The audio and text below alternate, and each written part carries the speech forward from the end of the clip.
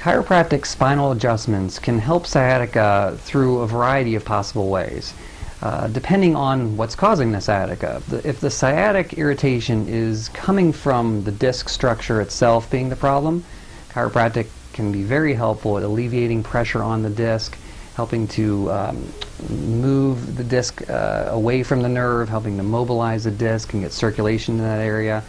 If the cause of sciatica is from a muscle problem or pinching phenomena on the nerve from the soft tissues, chiropractic adjustments can be very helpful at helping to break that cycle and relieve pressure on the nerve from those tissues. So chiropractic treatment can be very helpful at treating many of the causes of sciatica.